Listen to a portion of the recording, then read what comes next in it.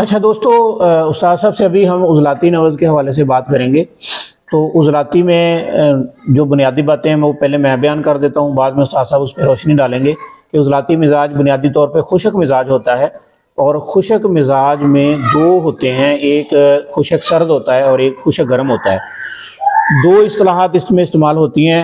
एक तबका में इसको उज़लाती असाबी कहा जाता है और उज़लाती गुद्दी कहा जाता है, यानी खुशक सर्द को उज़लाती असाबी और खुशक गर्म को उज़लाती गुद्दी। और इसी तरह जब हम दूसरी तरफ आते हैं तो इसको उज़लाती मुखाती और उज़लाती कशरी कहा जाता है, यानी कि खुशक सर्द को उज़लाती मुखाती और खुशक गर्म को उज़लाती कशरी। यानी सीधी सी बात है कि इस मिजाज में आम तौर पे यानी वाज़ेह बात है कि खून के अंदर खुश्की बड़ी होती है। वो खुश्की या तो सर्दी के साथ होगी या गर्मी के साथ होगी, और इसमें रीही मादे जो हैं वो खून के अंदर जमा हो जाते हैं।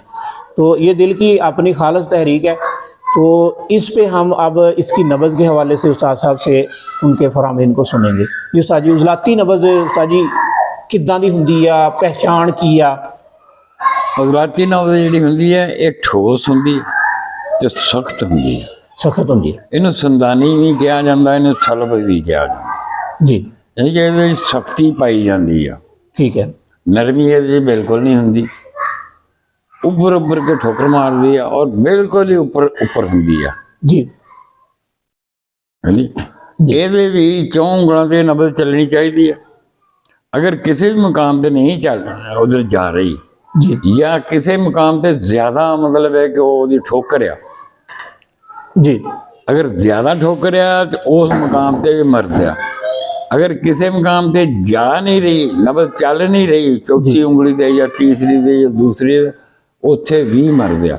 उत्थे है खून की कमी जी दी वजह तो मर जा, उत्थे है खून की ज्यादती की वजह तो मर जा। मिसाल के तौर पर तिना ਉਂਗਲਾਂ ਦੇ ਉੱਤੇ नबज़ जी पूरी ठोकर मार रही है, जी चौथी उंगली से नबज़ ठोकर नहीं मार रही, यदा मतलब कोई लत्तां वाला हिस्सा मसाने वाला हिस्सा वो कमजोरी आ गई है। ठीक है।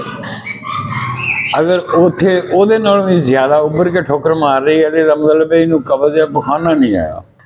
ठीक है।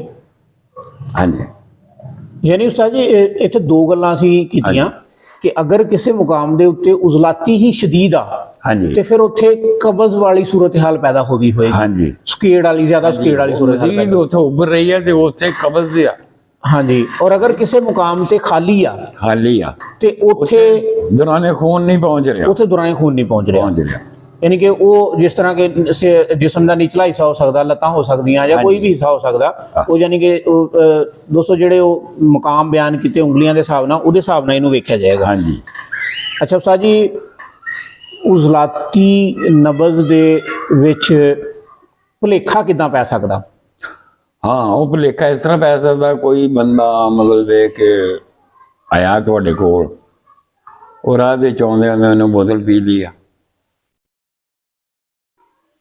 बोतल पी लिया या शरबत को पी लिया तो उसकी नबज़ डाउन हो जानी है, लेकिन उसकी सख्ती कायम रहनी है।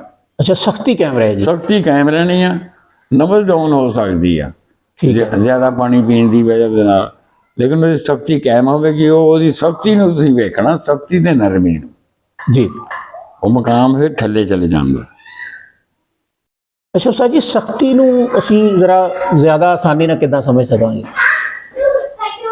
ये हुण मैं किदां दसां? नहीं मसलन उस्ताद जी, एक फर्ज करो एक नबज़ आ ऊपर ही चल रही है, ऊपर चल रही है, रफ्तार भी उसकी तेज़ आ। हाँ जी, ठीक है। हुण वो मुखाती भी तो हो सकती, मुखाती हो सकती है क्योंकि ਉਹਦੇ ਵਿੱਚ ਰੀਹ पैदा हो गई है, ग़िज़ा ਉਹਦੀ मतफन होके रीह पैदा हो गई है और रीह ने ऊपर उठा लेना। ठीक है। इस तरह सादी भी हो जाती है, लेकिन उसकी सख्ती नूं वेखना ते नरमी नूं वेखना। अच्छा, सख्ती और नरमी नूं वेखांगे। हाँ जी, और तेज़ी और सुस्ती नूं वेखना। अच्छा, इन्हां दोनों दे विच फर्क दे विच अगर कोई बाकी जिस्म दी अलामतां वेखणियां होण ते फिर उत्थे की वेखांगे?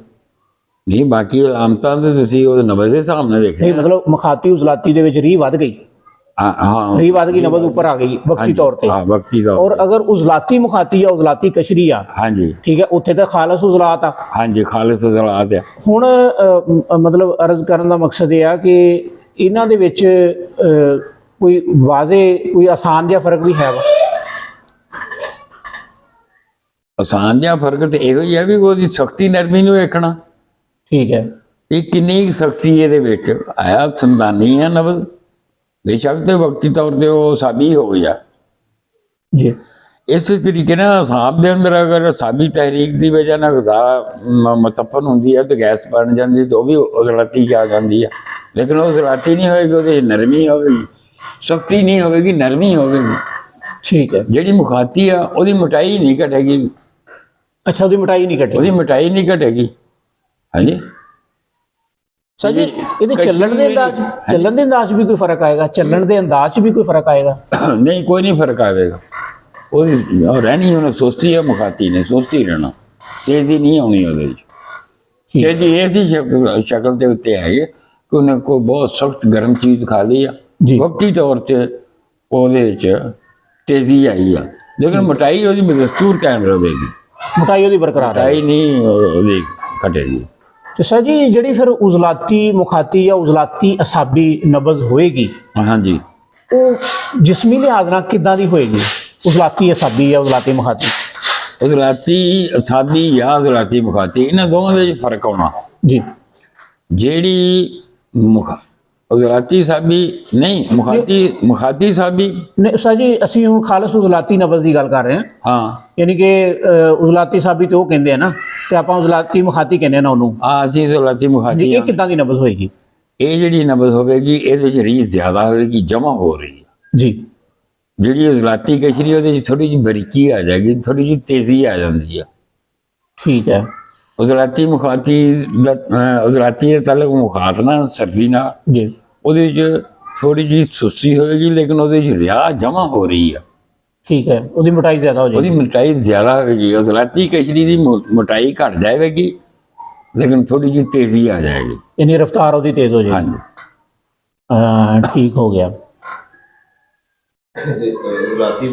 ਇਹ ਅਸਲ ਦਾ ਜਿਹੜਾ ਹੈ ਨਾ, ਕੋਲ ਬਹਿ ਕੇ ਪ੍ਰੈਕਟਿਸ ਕਰਨਾ ਆਉਂਦੀ ਹੈ, ਉੱਦਾਂ ਨਹੀਂ ਆਉਂਦੀ। ਠੀਕ ਹੈ। ਜਿੰਨੀਆਂ ਮਰਜ਼ੀ ਕਿਤਾਬਾਂ ਮੰਨ ਲਓ, ਮੇਰੇ ਵਾਲੀ ਕਿਤਾਬ ਕਈਆਂ ਨੇ ਪੜ੍ਹੀ ਆ, ਨਹੀਂ ਉਹਨਾਂ ਨੂੰ ਮਤਲਬ ਕਿ ਨਬਜ਼ ਨਹੀਂ ਲੱਭਣੀ ਆਉਂਦੀ।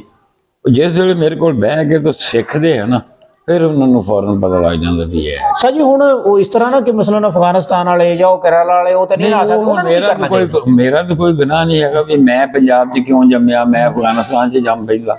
ਨਹੀਂ ਸਰ ਜੀ, ਤੇ ਉਹਨਾਂ ਨੂੰ ਸਮਝਾ ਦੇਣਾ ਉੱਥੇ। ਅੱਛਾ, ਅਗਰ ਉਹ ਮਤਲਬ ਉਹਨਾਂ ਨੇ ਗੁਜ਼ਾਰਾ ਕਰਨਾ ਹੋਵੇ ਤਾਂ ਫਿਰ ਉਹ ਕਿੱਦਾਂ ਸਿੱਖਣ? ਮਸਲਨ ਗੁਜ਼ਾਰਾ ਤਾਂ ਫਿਰ ਮੈਂ ਦੱਸਣ ਡਿਆ ਇਸ ਤਰ੍ਹਾਂ ਕਰਨ ਆਪਣਾ ਗੁਜ਼ਾਰਾ। ਮਸ਼ਕ ਕਰਨ ਬਾਅਦ। ਹਾਂਜੀ, ਮਸ਼ਕ ਕਰਨ, ਬਾਰ ਵੇਖਣ। ਇੱਕ ਮਰੀਜ਼ ਦੀ ਆਈ ਉਹੋ ਜੀ, ਫਿਰ ਦੂਸਰੇ ਦੀ ਆ ਗਈ ਉਹੋ ਜੀ, ਤੀਸਰੇ ਦੀ ਆ ਗਈ ਜੀ। ਹਾਂਜੀ, ਤੇ ਮੈਂ ਵੇਖ ਕੇ ਵੀ ਦੱਸ ਦੇਣਾ ਵੀ ਅੱਜ ਤੂੰ ਚੌਲ ਖਾਧੇ ਸੀ, ਕੱਲ ਤੂੰ ਮਤਲਬ ਇਹ ਕਿ ਆਲੂ ਗੋਭੀ ਖਾਧੇ ਸੀ, ਪਰਸੋਂ ਤੂੰ ਮਸਰਾਂ ਦੀ ਦਾਲ ਖਾਧੀ ਸੀ। ਇਹ ਵੀ ਮੈਂ ਵੇਖ ਕੇ ਦੱਸ ਦੇਣਾ।